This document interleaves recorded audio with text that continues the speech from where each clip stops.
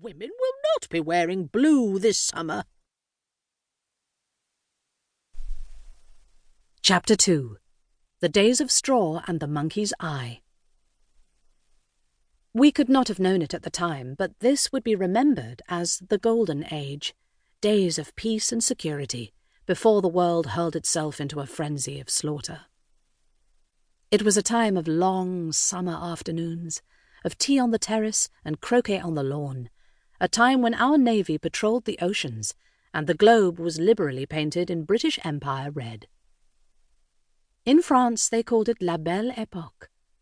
In Sackwater, because the months of sunshine with no rain had turned every lawn and meadow into dry pale yellow stalks, we called it, less romantically, the Summer of Straw.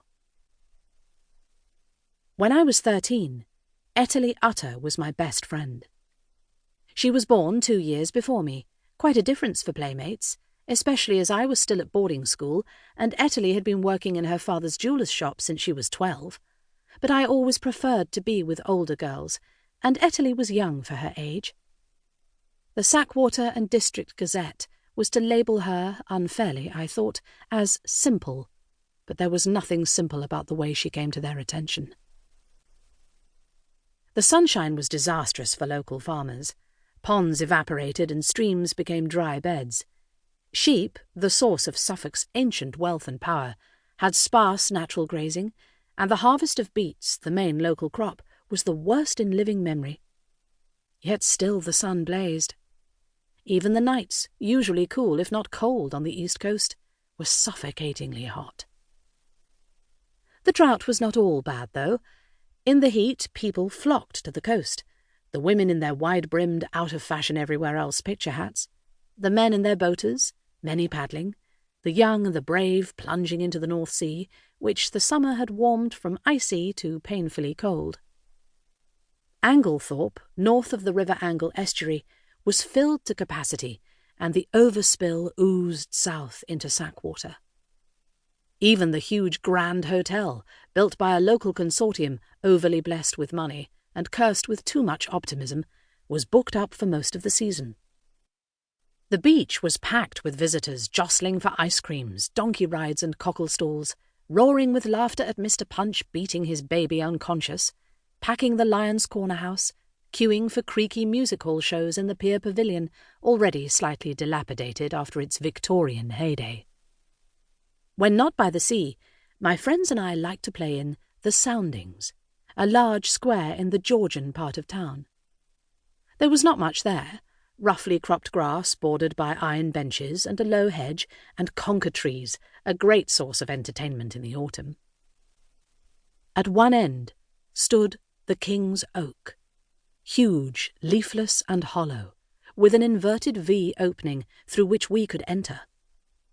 When we were younger, the tree became a castle or ship or hospital or shop, whatever we decided it should be.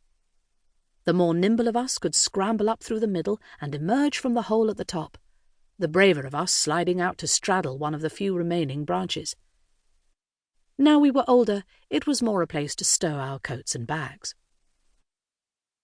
The day before Etterly went missing was Rhodina Grail's birthday, and she had been given a rounder's bat. Rhodina was very sporty. She was captain of the netball team and came second in the East of England girls' cross-country run. There were only 6 of us that day, but we were getting along nicely, using our cardigans as bases and marking out the bowler's square with twigs, avoiding any of the many molehills that had been erupting through the grass lately. Major Burgundy sat on his usual bench. He was there most days and rarely paid attention to us. Mrs. Cooksey, the solicitor's wife from number 12, came out to watch. She was one of the younger residents, prettier and more fashionably dressed than most of the others, and had not lost her sense of fun, applauding every bowl, hit, run and catch.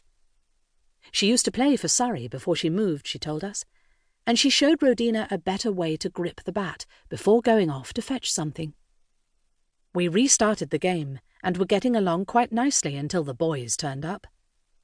"Boys bring trouble," Etterly's mother used to recite, and we both used to laugh about that. "I hope so," Etterly whispered once. But neither